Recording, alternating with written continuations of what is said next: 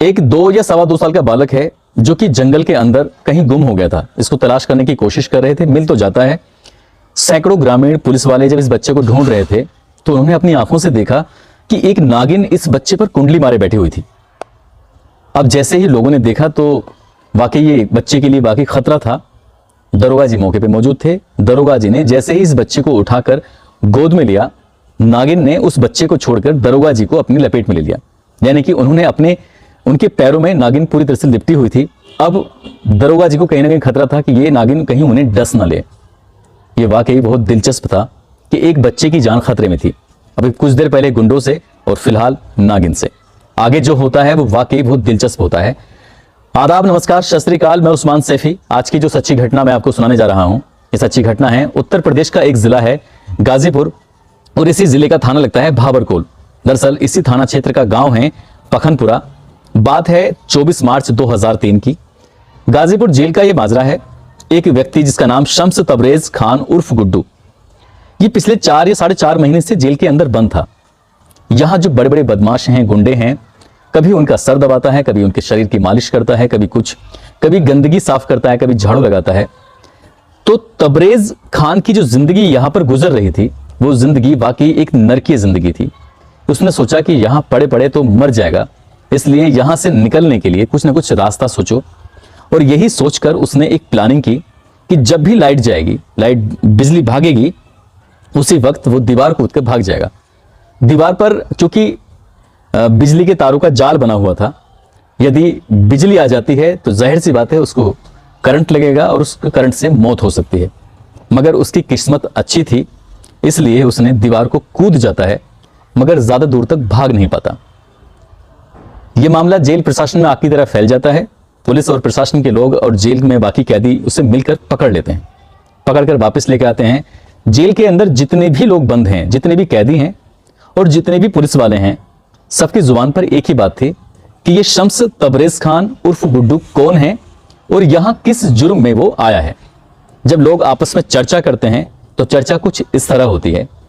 दरअसल ये पखनपुरा गांव का रहने वाला है और इसके दादा का नाम है मोहम्मद मोहिद्दीन खान, जो कि सेना से रिटायर्ड हो चुके हैं। उनके 3 बेटे हैं। ये सबसे बड़ा वाला बेटा मुंबई में टैक्सी ड्राइवर है, जिसका नाम यूसुफ खान है, और इसी का बेटा है शम्स तबरेज खान उर्फ गुड्डू। बाकी 2 बेटे हैं। दूसरे नंबर का जो बेटा है इम्तियाज खान है और तीसरे नंबर का बेटा है इश्तियाक खान। इम्तियाज और इश्तियाक ये दोनों फौजी हैं। 1999 के वाकया है। जब ये छुट्टी पर घर आए हुए थे, अचानक फौज से एक फरमान आता है कि हिंदुस्तान और पाकिस्तान के बीच कारगिल का युद्ध शुरू हो गया है। इन दोनों भाइयों को भी बुलाया जाता है, इनकी छुट्टियां रद्द हो जाती हैं।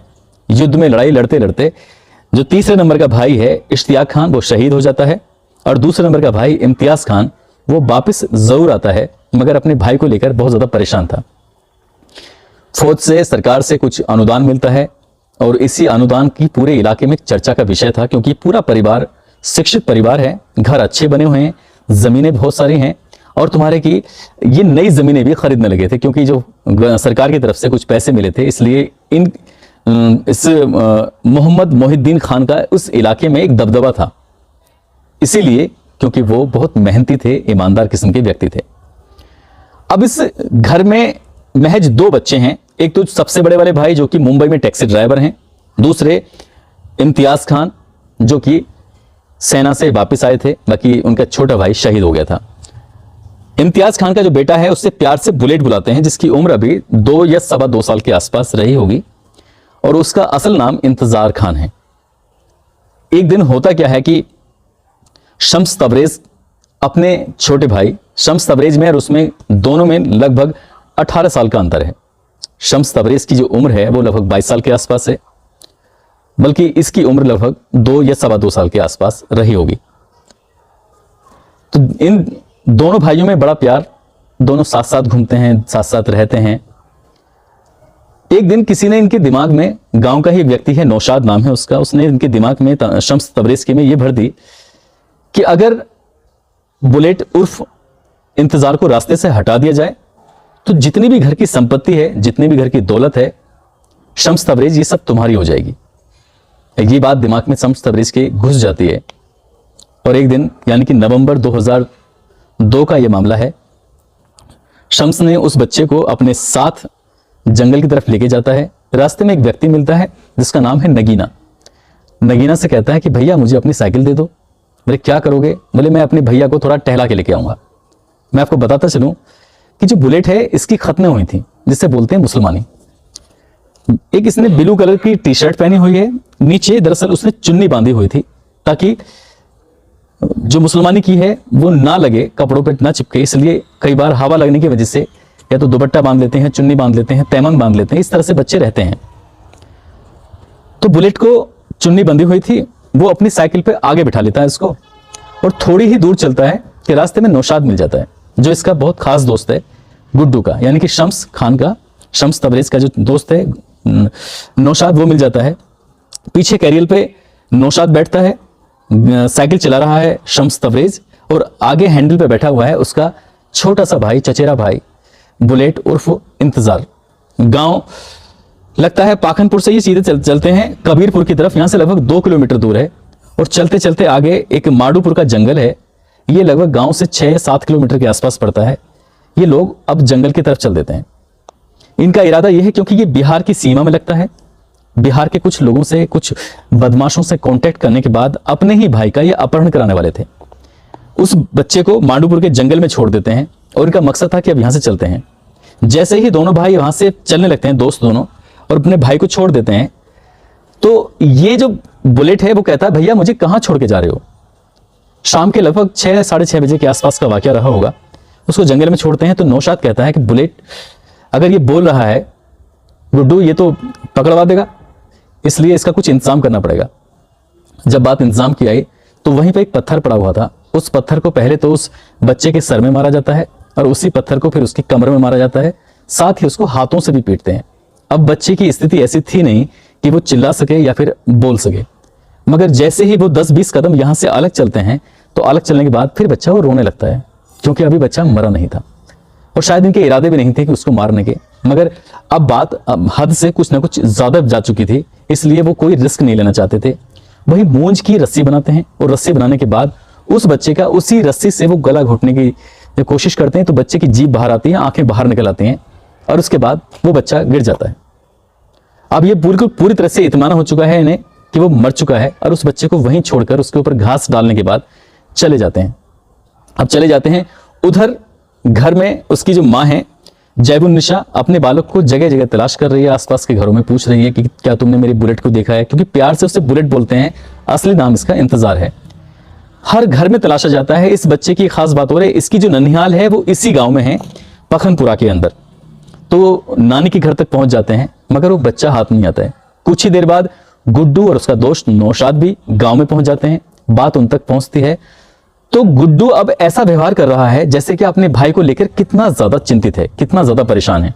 वो सीधा दौड़ता हुआ गांव के मंदिर पे जाता है और पुजारी बाबा से कहता है कि बाबा हमारा जो भैया है ना बुलेट, 2.25 साल के आसपास का, पूरे गांव के लोग उसे जानते हैं, किसी ने देखा हो तो घर पहुंचा दे, ऐसा ऐलान कर दीजिए। इसके बाद वो भाग के मस्जिद में जाता है और मस्जिद में जाने के बाद वहां से भी यही ऐलान कराया जाता है कि किसी ने भी अगर बुलेट को देखा है तो बुलेट को जल्दी से घर पहुंचा दीजिए, क्योंकि उसकी माँ, उसके परिवार के, उसके बाकी सब लोग बहुत ज्यादा परेशान हैं। बुलेट को हर जगह तलाशा जाता है। गांव के लोग, ये कोई बताता है कि वो तालाब की तरफ जाता हुआ देखा था, तो वही गुड्डू यानी कि शम्स तबरेज अब तालाब के अंदर घुस जाता है और पानी में जगह जगह तलाश करने की कोशिश करता है, मगर कहीं भी बुलेट हाथ नहीं आ रहा था, मिल नहीं रहा था। मामला फौजी के बेटे से जुड़ा हुआ था। कुछ ही दिन पहले उसका सगा चाचा कारगिल के युद्ध में शहीद हो चुका था। इस परिवार की पुलिस और प्रशासन की नजर में बड़ा रसूख था। उस इलाके में इस परिवार का बड़ा रसूख था। इस परिवार को लोग बड़ी इज्जत से देखते थे। अब ये मैटर एक परिवार का नहीं बचा था, बल्कि पूरे गांव का बन गया था।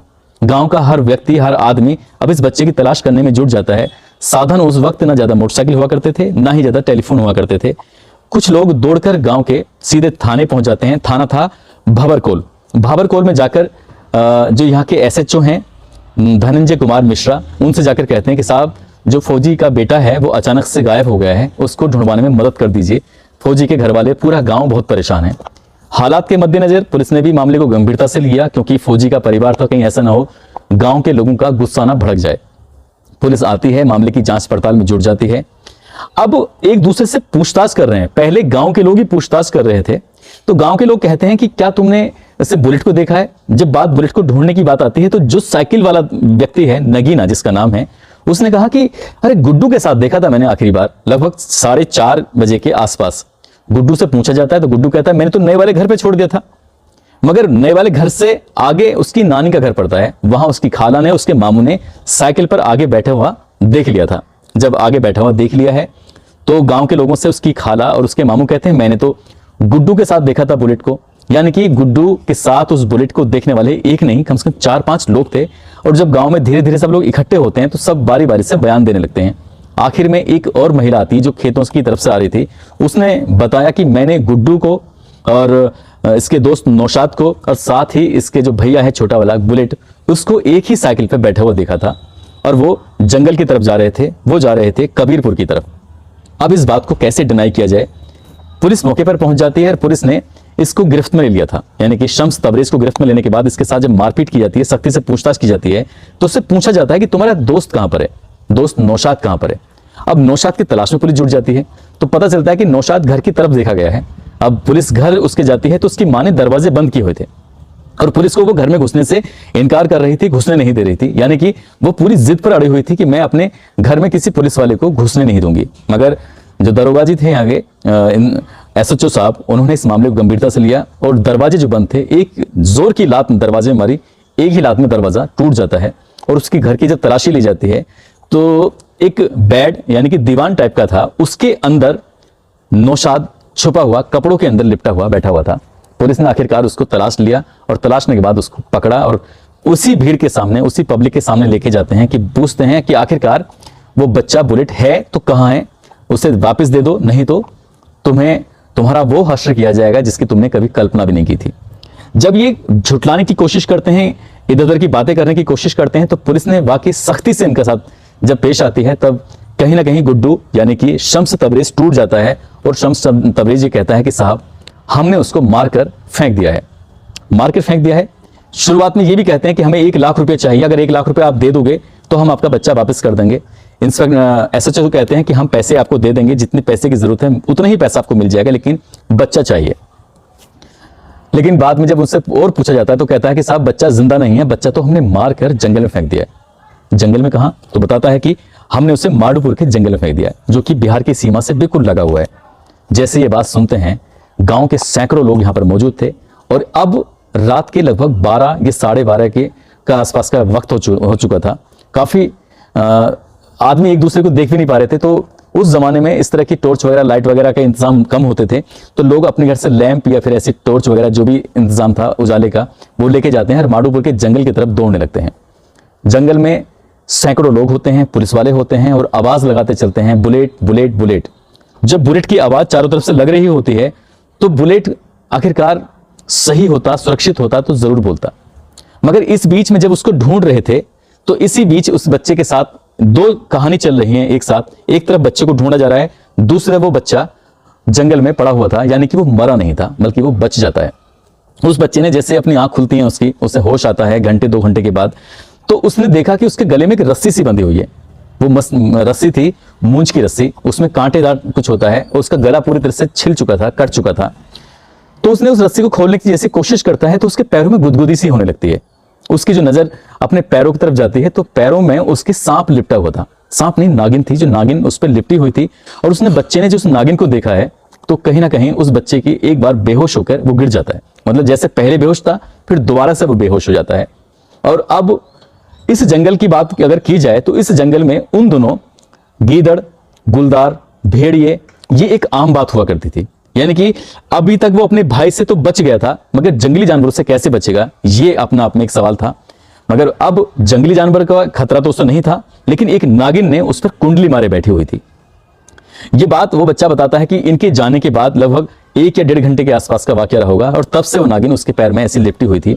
इधर गांव के लोग चीखते हुए, चिल्लाते हुए, बुलेट बुलेट आवाज लगाते हुए जब वहां पहुंचते हैं, मौके पर जाकर देखते हैं तो आखिरकार बुलेट जाग जाता है और जैसे ही वो झाड़ी में अपने इधर उधर हिलने की कोशिश करता है तो तुरंत ये जो SHO होते हैं, धनंजय कुमार मिश्रा, उस बच्चे को देख लेते हैं। उस पर लाइट जब पड़ती है तो उस बच्चे को उठाकर वो गोद में ले लेते हैं बच्चे ने नीचे चुन्नी बांधी हुई है क्योंकि उसका खतना हुआ था, मुसलमानी हुई थी उसकी, ऊपर उसने ब्लू कलर की टी शर्ट पहनी हुई थी।